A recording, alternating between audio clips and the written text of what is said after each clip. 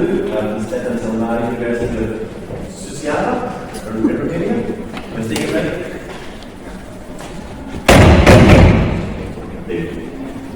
So, hello everyone. My name is Sandu. I'm coming from Romania, from University of Suceava, and it's a university in northeast of Romania. My topics are issues are ethics, bioethics, and ethics from the standpoint of social science or sociology, not only in philosophy, but of course on philosophy also, and from the legal standpoint. So this presentation will be about medicalization of social life, anxiety, frustration, and ethical risk. And it's about the research that I made in 2020, in the period when everything was in lockdown, and it was research conducted through video interview or Zoom interview or something like this, in the period when the people were in lockdown. So it was their impression, how they feel, how they perceive their situation. So, first of all, about a few things about the purpose of the paper, and if you would like to read more about this is the brochure, not yet in published the article, but the brochure, the full article that I present today. So, I will move a little bit fast because if someone is interested in more details, could read this article. And also, I have a book. It's not the article presented in the book, but it's about philosophical standpoint of this pandemic, bioethics in crisis, or crisis of bioethics. It's also published in 2021 about the experience of pandemics. It's a philosophical paper and ontological. So the purpose of the paper is to analyze the social construction process of the COVID-19 pandemic from the perspective of anxiety and frustration felt by the citizens, and to analyze the perceived severity of the COVID infection during March and June 2020. The present research aims to understand the changes that society is going through in the context of pandemics, and the social construction element of the pandemic. Social construction, not the pandemic was not real, but the idea of the very idea of pandemics was social construction by the media, by politics, by politicians, and so on. And after all, it is social construction, not only the real phenomenon, but it not exclude that. So something about the research context, as I mentioned, it was in a period of quarantine, of global lockdown, obligation of social distancing, and so on. You all know about what was there, so I will not stress on this. And we understand the social anxiety and as a process of social construction. When we are anxious about a phenomena, we add our idea, our emotions on the very understanding that idea. So I consider this as the instance of construction, very idea of pandemics, because media puts the pandemics and remember us what the previous pandemics were played and so on, and fake news and all about. So we have a problem of interpretive debate from what is presented as the pandemics and so on, medical, OMS and other medical institutions present, how media presents, and so on. And I present this from the standpoint of society, risk society of risk, and idea of medicalization of social life. Medicalization of social life is more like the idea that we living in fear of some medical problems and generalized anxiety throughout this period, not only on the pandemic period, but there was the climax of this medicalization. And the was that we are living in a risk society, a society of risk flows. We perceive everything as risky. Everything is risky for us. So when a real risky problem, we shut down everything to stay out of this risk. Of course, you cannot really stay out of all the risks.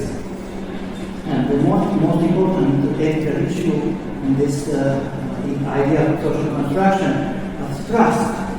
Trust is also social construction, not only the idea of pandemics, but also in a derivative way, the trust in society itself, the trust in own society, the trust in medical institution, the trust in political institution, in public health, and so on, and also the trust in ourselves.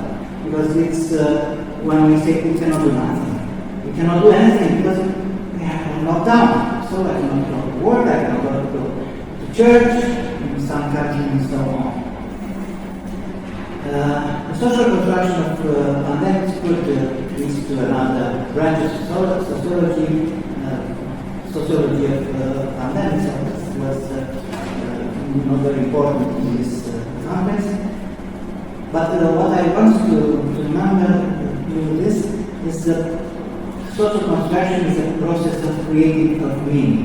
What we define, how we define this, and what's a creative process of creating meaning about what pandemics is this, how it affects, and so on. I think, well, it's just a pandemic, it's nothing, it does not exist, the virus, and so on, that was in that time.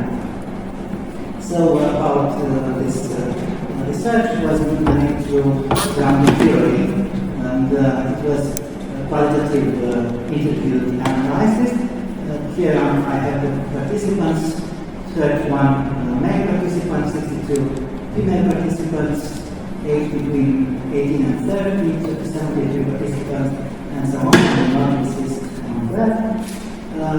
Here I present, and I will only a few words about the discursive category. Can I'm interested more in this booklet, in the brochure. So, the most important discursive category are the synthesis of what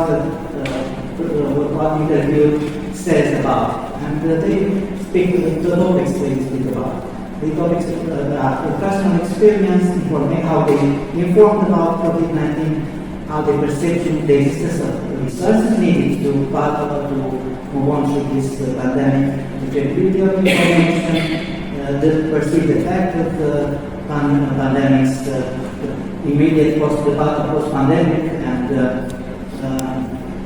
one important idea of virtualization of social space, that we move our interaction in the virtual space. We continue to move in that area. Now our Congress is half physical, half virtual one, so we continue to be in virtual space. And the axial coding is how we derive an interpretative model that we create. It will generate the idea of social construction, the very construct of the pandemics is derived from idea of anxiety and frustration, of course, but most of all anxiety. The people feel fear and say, well, we need to humanize our experience, our life, to continue to be human in this experience. But then we have fear to meet each other, cannot because the legal restriction, but when we can, we continue to keep distancing, even though it's not mandatory. We continue to make distances and to turn turn that distance that were mandatory then in real social distance, to to give up of the communication, to give up of the role that we have as now we have very experience that people run away one from another, even here in Basel. They run, they do not socialize, they don't want anymore. I don't know, maybe it's not the result of the pandemic, maybe it's their way of living there. I think in Romania at least, people continue to distance from each other through this experience of pandemics. So here distrusting authority, and that is because people consider that the authority have no meaning to how to, they do not understand what's happened, medical authority in Romania at least, and they don't know how to understand how to communicate with people. And distrusting about the real dimension of pandemics, in the whole infodemia, that fake news appears and that leads to mistrust, and mistrust, as I said, not only in medical professions, but mistrust in people's own capability to do everything, even that affect for a long time they are trusting suddenly need some interventions, some social, psychological intervention, and so on. Mistrusting both in our health system and in authorities, again, visualization of social space, and what I can express here is reconstructing sociability, because we move in a society that we have to live in a virtual, and that's another kind of sociability, if any continue to exist, we live in another society. Because we add a new dimension to our life. The virtual dimension is like, well, we are here, but we could be anywhere else in the world and could interact, so it's good. And this thing, because we have another dimensions of the social space, or being in dimensional social space, you can see this direct communication, but this limits our capability to communicate directly, from person to person, interact with each other. So, validation of few of our assumptions, few reflection of the medicalization of social life. Contrary to the assumption, okay, there was no one else, so we should just cancel that. Okay. Contrary to the assumption that the appearance of anxiety, which during the pandemic should be very common, we can detect that people construct a very different way to exit from this stressful situation, and they try to understand the symptoms and put other definition, other way of understanding, find another way to run out of the pandemics. Most important idea that I derived from the interview that the need for humanization of illness, and to social construct the idea of post-pandemic society. We're already living in a post-pandemic society, and this society is constructing now, but it starts to be constructed in that very period through this anxiety and frustration. So it's not viable to construct a society based on fear, based on anxiety. It could and we will be continue living in a risk society and a medicalized one, but at least to understand that we have to be humanized and to continue to remain human in this post-pandemic. And the conclusion, the responsibility toward others and toward our own health, the condition, in our opinion, marker of the social construction of the post-pandemic society as there is a society. A dissociated society generates an anxiety of the others present as a possible social infection. And that goes so far to deny them as people we deny others as deny their rights, deny their right to exist, to stay close to us, and so on. The general conclusion of this research was that we have moved to another era based on what we call virtualization of social space and interaction. And this virtualization affects Latin American family life. So, thank you for the